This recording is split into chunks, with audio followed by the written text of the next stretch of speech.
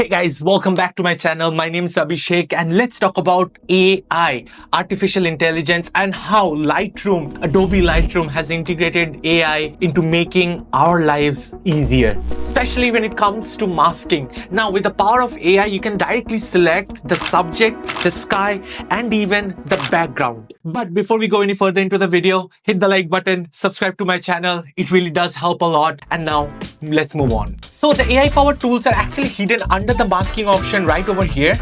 And once you click on the masking option, all you have to do is hover above any one of these and you can see it's written automatically select the subject in the photo powered by AI. And that is a huge deal. And that will save you a lot of time when it comes to selecting a subject, sky, or even the background.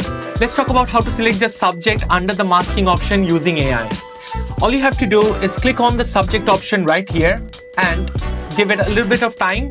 And this subject is fairly easy to detect, but it did a flawless job. And if you can zoom in, you can see the edges actually look perfect. And to do it by yourself using a brush, it's kind of difficult, and I'm pretty sure you know that. But it did a phenomenal job when it comes to selecting the subject. And now that the subject is selected using the masking tool, you can do a lot of things just on the subject itself, like increase or decreasing the highlights, increasing the shadows, increasing the whites, and even decreasing the blacks. And you can actually do a lot more, even color grade certain portions of an image using this masking tool right here. But this subject was actually kind of easy to select. Let's see if it can actually handle a more challenging subject. I think this subject is going to be a little bit hard for the AI to actually detect because Shiro has a lot of fur and all the tiny little aspects of the fur needs to be selected if you want to get a perfect edit. So let's give it a try. Now we are going to do the same thing that we did before. Just click on the subject button and give it a little time. And I don't think it can be perfect but now that it's selected, let's zoom in and actually see if it actually did a good job.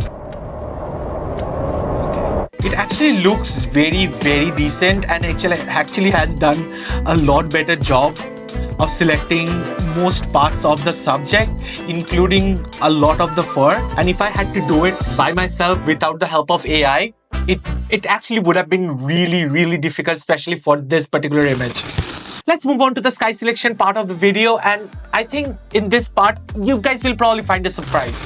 The AI masking tool in Lightroom isn't actually perfect, especially when it comes to selecting a sky. But for this particular image, it should be easy. So all I'm going to do is select the sky. And there we go. That actually took less than a second, to be very honest. And to me, it actually looks perfect. But if you think that the AI did not actually do a good job and it might have gotten confused with the foreground and the sky, you can always zoom into the picture and drag it around to see if it has missed a place. And to me, it looks perfect. But if you still want to be sure, you can always click on the subtract button right here, click on brush, and just paint on the portions of the image where you might think there might be an overlap. And so once you're happy with the selection, also, if you have been enjoying this video up till now, I would like to ask you guys to actually hit the like button, subscribe to my channel. It really does make a difference, especially with the algorithm in YouTube. And this isn't my bottle. I'm just using it because I just found it in the hallway. Now, once you have made all the required adjustments after selecting the sky, you actually don't need to if you plan on replacing the sky itself. And what I like to do is actually click on the image, edit in Adobe Photoshop. And why I'm importing it back to Photoshop is because Photoshop has a selection of skies that you can actually use free of cost and replace your existing sky because it might look dull and there might be an interesting sky available. So there's no harm in checking it out. It's really easy to actually replace the skies in Photoshop. All you have to do is click on the edit option right here, go down to sky replacement, and once it loads up, it takes a second. There we go. Once it loads up, you can actually select from this panel right here all the types of skies that you actually need. And I think a sunset sky would actually look really good for this particular image. This one actually looks really good. So once you have the sky selected, you can fine tune whatever the setting you need to, and you can even scale the particular sky according to your need. It might take a second because it's actually doing a lot of processing in the background. But once you're happy with it, you just have to press OK and there you have it. You replace the sky in an image using the help of AI. This was something that I was not planning. I promise you. Yes, yeah, I know. Don't think this is the best way to actually. Oh, no.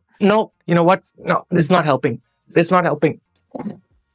It's a lot of work. Where were we? Let's move on to the background selection when it comes to AI masking. Now, selecting the background isn't exactly like selecting a subject or the sky, and differentiating between what to select is kind of a tricky job even for an AI. So for an image like this, it should be pretty easy because there's no sky and there's just the subject and its background. So let's see how it goes. All you have to do is select the background, and in a few seconds, there we go. It selected the background perfectly. But for an image where there's a subject, a sky, and a background as well, it might get tricky for the AI to actually figure out which is which. Let's still give it a try. So let's click on the background selection tool and let's see what it does. Give it a second to work its magic. And see, with this particular image, it did a perfect job of separating the subject from the background, but it messed up because I did not actually want it to select log they're sitting on as well. Obviously, you can very easily click on the subtract button, click on the brush, and just paint over it. But for an AI to actually understand what you, the editor, want, especially when it comes to an image like this, it's kind of a tricky situation. But remember when we had to select everything by hand? And if you don't, you haven't been editing for that long, trust me, because it used to take a long time to actually finish an editing job when you had to manually select every portion of an image. But now, with the help of AI, you can actually do it with one click.